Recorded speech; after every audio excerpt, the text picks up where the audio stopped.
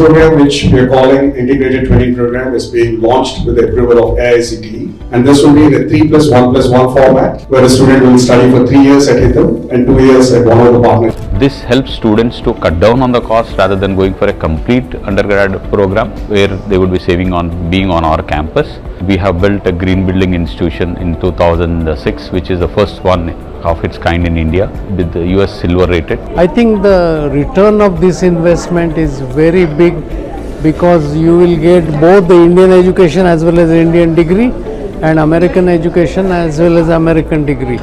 Both the degrees will be available as bachelor's and master's degree, and that is very important.